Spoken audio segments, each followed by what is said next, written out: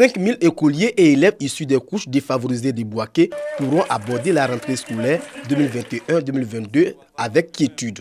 Des kits pour soulager les parents de ces enfants et surtout encourager la scolarisation de la petite fille et des enfants vivant avec handicap. Un geste que le donateur inscrit dans le prolongement de la politique de l'école obligatoire. L'objectif est le même, c'est de faire en sorte que à Bouaké, nous atteignons les 100% d'enfants scolarisés. Soulagés par cette action sociale, les parents des bénéficiaires expriment leur reconnaissance. Je suis très heureux d'avoir reçu cette fourniture scolaire. Je dis merci aux députés. Grâce à votre action, nous avons pu arroser la graine et la graine commence à être un arbre. Et cet arbre-là, demain, nous allons pouvoir nous nourrir des fruits de l'arbre et nous allons nous asseoir sur cet arbre. Cette distribution de kits scolaires est à sa 8e édition. Une occasion pour le donateur de sensibiliser à la culture de la paix, la fraternité, le partage et le vivre ensemble.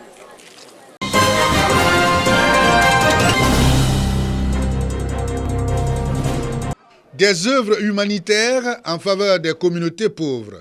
Le Lions Club d'Abidjan-Kalao demeure dans cette dynamique.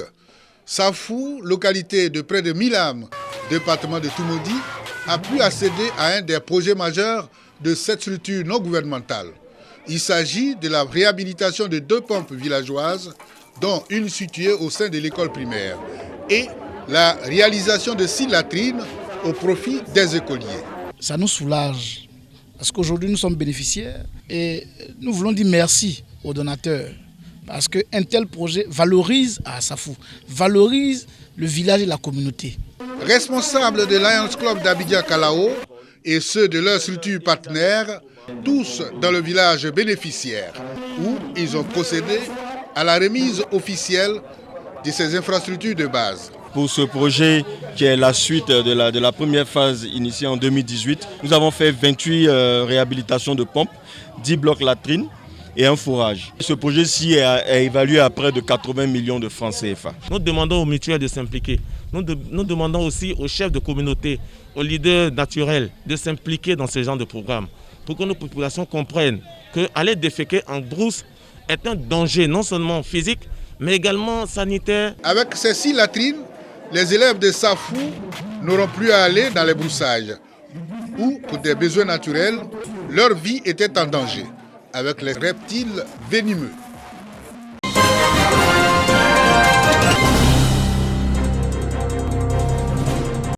Bouaké, espace promenade de la paix. Le lieu a abrité les cérémonies de la caravane de la quinzaine du tourisme ivoirien. L'activité s'inscrit dans le cadre de la mise en œuvre de la stratégie Sublime Côte d'Ivoire. Objectif, développer et promouvoir le potentiel touristique du pays. Occasion donc pour les responsables et les acteurs du tourisme de présenter au public bouakois les atouts et potentiels touristiques de la région de Bouaké. Cette initiative du ministère du Tourisme vient en prélude à la Journée mondiale du tourisme qui a lieu en Côte d'Ivoire le 27 septembre prochain. Il s'agit de faire de Bouaké à moyen et à long terme un marché intégré, attractif, offrant des produits touristiques de qualité, diversifiés, visibles et compétitifs sur tous les marchés. La Côte d'Ivoire s'apprête à accueillir un événement de dimension mondiale. Un tel événement, c'est vrai que ça se tient sur un jour, mais c'est tellement important que le ministre a souhaité que nous puissions partager la bonne nouvelle avec toute la base, avec toute la Côte d'Ivoire. Parce que le tourisme, c'est un secteur transversal et donc nous voulons profiter de cet événement pour réveiller la conscience collective, dire aux uns aux autres que nous pouvons également développer le tourisme domestique parce que les potentialités, nous en avons assez pour vendre notre pays. Le tourisme pour une croissance inclusive, c'est le thème de la quinzaine du tourisme ivoirien. Visite des stands et sensibilisation sur la sécurité routière ont mis fin à la caravane de la quinzaine du tourisme ivoirien à Bouaké.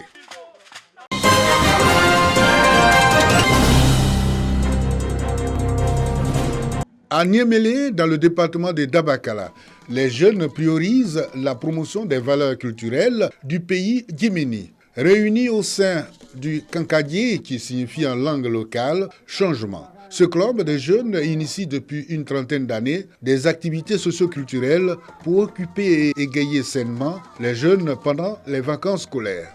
Du fait de certaines incompréhensions entre eux jeunes, le club a fait un passage à vide de 2 ans. Cette année, ces jeunes ont réussi à remettre les couverts. Pendant les vacances scolaires, nous organisons des tournois, souvent intervillages et souvent aussi interquartiers. Cela nous permet aussi de faire connaître à nos jeunes frères la tradition. Les élus et cadres de la localité, surtout ceux des membres fondateurs de ce club, ont rehaussé la journée de leur présence. Occasion pour ces cadres et le parrain d'encourager l'initiative. Les jeunes ont été également exhortés au vivre ensemble. Donc je voudrais leur dire qu'il faut faire en sorte que tous les enfants de ce village puissent venir en vacances, parce que les vacances sont occupées sainement ici. On a eu à donner aussi des cours de vacances. Voilà des choses qu'ils peuvent organiser pour emmener tous les enfants de ce village à venir. Il faut encourager les jeunes à apprendre la culture que nous avons commencé à oublier. Dire aux jeunes que c'est bien de s'amuser, mais il est mieux aussi après l'amusement de se concentrer sur le travail. Et c'est dans l'union et dans l'entente que nous pourrons développer Niéméné et la Côte d'Ivoire. Des doléances ont été émises, dont la création d'une ferme avicole pour l'autonomisation des jeunes de Niémélé. Message entendu d'une oreille attentive par les responsables de la COPEDA, coopérative d'entraide de Dabakala. Ils promettent d'aider les jeunes dans la réalisation de leurs projets.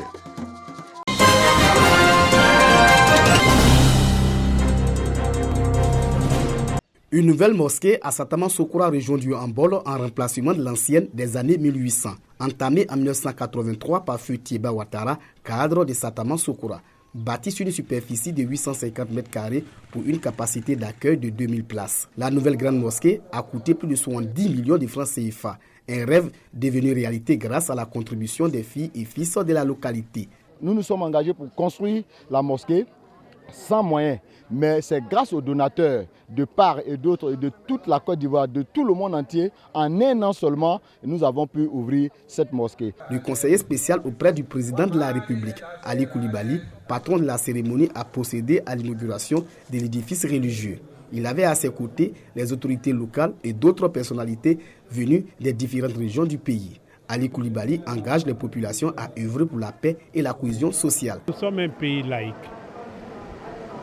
Nous sommes une république, mais la république a vocation à faire en sorte que toutes les religions, quelles qu'elles soient, puissent s'exprimer. Tant que ces religions-là travaillent pour la paix, pour la cohésion sociale.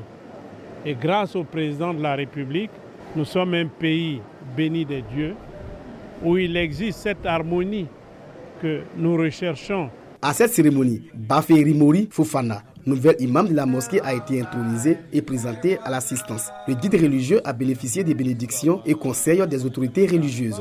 L'imam a pour mission également de s'entourer de personnes pour que la mosquée ne soit pas muette, qu'elle soit un lieu de diffusion du savoir, de la connaissance, de la morale et aussi un lieu de dialogue interreligieux. Des personnalités et fils de la localité ont reçu des présents pour leur apport à la construction de la mosquée. Des prières ont été dites également pour le président de la République Alassane Ouattara et pour Feu Tieba Ouattara, initiateur du projet.